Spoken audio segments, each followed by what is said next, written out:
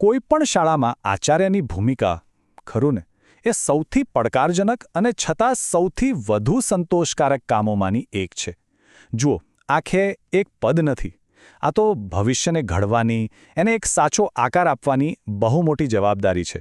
તો ચાલો આજે આ ખૂબ જ મહત્વની ભૂમિકાને જરા ઊંડાણથી સમજીએ. આજના આ વિશ્લેષણમાં આપણે શું જોવાના છીએ? તો સૌથી પહેલાં આપણે એક એવી શાળાની વાત કરીશું જે ગંભીર સંકટમાં છે. પછી એ સમજીશું કે આચાર્યને માર્ગદર્શન આપવા માટે કેવું માળખું હોય છે, એમની ફરજોના 4 મુખ્ય સ્તંભ કયા છે અને એને વાસ્તવિક ઉદાહરણોથી સમજીશું. અને છેલ્લે એક મજબૂત ભવિષ્ય કઈ રીતે બનાવી શકાય એ દૃષ્ટિકોણ સાથે વાત પૂરી કરીશું. ચાલો એક એવી પરિસ્થિતિની કલ્પના કરીએ જે કોઈપણ શાળાના સંચાલક માટે એક ખરાબ સપના જેવી હોય. અહીંથી જ ખરા અર્થમાં એક લીડરના પડકારની શરૂઆત થાય છે. આ છે શ્રી સમસ્યારૂપી માધ્યમિક શાળા. અહીં હાલત બહુ ખરાબ છે. છેલ્લા 3 વર્ષથી ધોરણ 10નું પરિણામ સાવ નબળું આવી રહ્યું છે. વર્ગખંડોમાં વિદ્યાર્થીઓ ઓછાને ઓછા થતા જાય છે અને શિસ્ત તો જાણે છે જ નહીં. એમાંય પાછા શિક્ષકો અંદરોઅંદર ઝઘડ્યા કરે છે અને વાલીઓનો ભરોસો સાવ ઉઠી ગયો છે. ટૂંકમાં શાળાનું ભવિષ્ય એકદમ અંધકારમય લાગે છે. હવે વિચારો, જ્યારે આટલી બધી સમસ્યાઓ એક સાથે સામે ઊભી હોય ત્યારે કોઈપણ વ્યક્તિ શરૂઆત કરે તો કરે ક્યાંથી? આ એક જ સવાલ આચાર્યની ભૂમિકાનું દબાણ બતાવવા માટે પૂરતો છે. પણ આવા મુશ્કેલ સમયે ગભરાવાની જરૂર નથી. સારી વાત એ છે કે આચાર્યને સાચી દિશા બતાવવા માટે, એમને માર્ગદર્શન આપવા માટે એક સત્તાવાર માળખું પહેલેથી જ અસ્તિત્વમાં છે. એક એવું માળખું જે હોકાયંત્રની જેમ કામ કરે છે. ગુજરાત માધ્યમિક શિક્ષણ અધિનિયમ 1974નો વિનિયમ 29. આ કોઈ સામાન્ય કાયદાકીય કલમ નથી, પણ એને તો શાળા સંચાલનની ગીતા કહી શકાય. મતલબ કે દરેક મુશ્કેલીમાં સાચો રસ્તો બતાવતું એક માર્ગદર્શક. આ માળખું આપણને યાદ અપાવે છે કે આચાર્યનું પદ માત્ર સત્તા ભોગવવા માટે નથી, પણ એ વિશેષ જવાબદારી નિભાવવા માટે છે. અને આ જ માળખું રોજબરોજના પડકારોને એક તકમાં ફેરવી નાખે છે. અને હવે આવે છે સૌથી રસપ્રદ વાત. આ વિનિયમ આચાર્યની બધી જ જટિલ જવાબદારીઓને 4 બહુ જ સ્પષ્ટ ભાગોમાં વહેંચી દે છે. જાણે કે સફળતા માટેની એક તૈયાર બ્લુપ્રિન્ટ જ જોઈ લો. તો આ 4 સ્તંભો કયા છે? પહેલું, સંચાલક મંડળ પ્રત્યેની ફરજો. બીજું, શૈક્ષણિક ફરજો. ત્રીજું, વહીવટી ફરજો. અને ચોથું, નાણાકીય ફરજો. ચાલો હવે આ દરેકને જરા નજીકથી જોઈએ. પહેલો સ્તંભ છે સંચાલક મંડળ સાથે જોડાયેલી જવાબદારીઓ. આમાં શું આવે તો કે ભાઈ, પગાર અને ગ્રાન્ટનું બરાબર સંચાલન કરવું, સરકારના નિયમો અને નીતિઓનું પાલન કરાવવું અને શાળા માટે યોગ્ય સ્ટાફની ભરતી થાય એ જોવું. બીજો અને સૌથી મહત્વનો સ્તંભ એટલે શૈક્ષણિક ફરજો. આ તો શાળાનું હૃદય છે.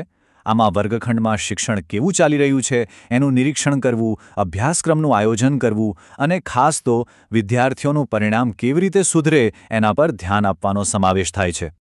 ત્રીજો સ્તંભ છે વહીવટી ફરજો, એટલે કે શાળાનું રોજિંદુ કામકાજ. જેમ કે શાળાના નિયમોનું પાલન થાય, વિદ્યાર્થીઓની હાજરી નિયમિત રહે અને દરેક કર્મચારીના રેકોર્ડ્સ વ્યવસ્થિત રીતે જળવાય, એ બધું જોવાની જવાબદારી. અને છેલ્લો ચોથો સ્તંભ એટલે નાણાકીય ફરજો. પૈસાની બાબત બહુ સંવેદનશીલ હોય છે, બરાબર ને? એટલે શાળાનું બજેટ બનાવવું, રોજબરોજના હિસાબો સાચવવા અને પગાર જેવી અત્યંત મહત્વપૂર્ણ બાબતોમાં પારદર્શિતા જાળવવી એ આચાર્યનું કામ છે. સારું, તો આપણે નિયમો અને ફરજોની વાત તો કરી, પણ આ બધું વાસ્તવિક જીવનમાં કેવી રીતે કામ કરે છે? ચાલો એ સમજવા માટે 3 અલગ અલગ કેસ સ્ટડી જોઈએ. એનાથી આપણને ચિત્ર વધુ સ્પષ્ટ થશે. પહેલી પરિસ્થિતિ. વિચારો કે સંચાલક મંડળ એવું કહે છે કે સરકાર પાસેથી જે ગ્રાન્ટ આવી છે એનાથી આપણે બિલ્ડિંગ માટે ફર્નિચર ખરીદી લઈએ.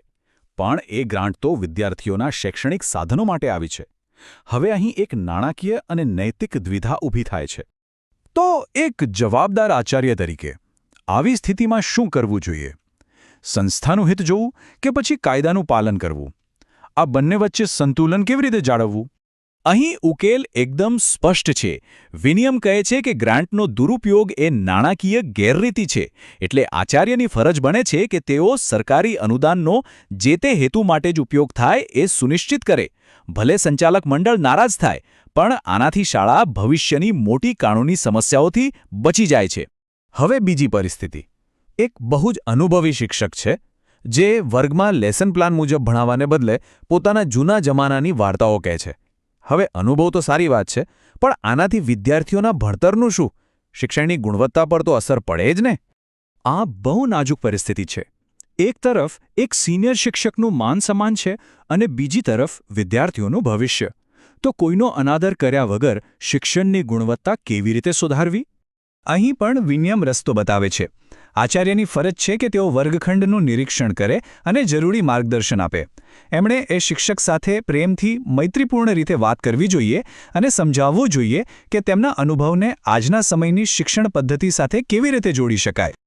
ત્રીજો કેસ સીધો એક વિદ્યાર્થીના ભવિષ્ય સાથે જોડાયેલો છે. ધોરણ 10નો એક વિદ્યાર્થી છે જે સતત ગેરહાજર રહે છે. એ લગભગ શાળા છોડી દેવાની અણી પર છે. આ પરિસ્થિતિને કેવી રીતે સંભાળવી? ખાલી ગેરહાજરીની નોંધ કરીને બેસી રહેવાથી તો કંઈ નહીં થાય.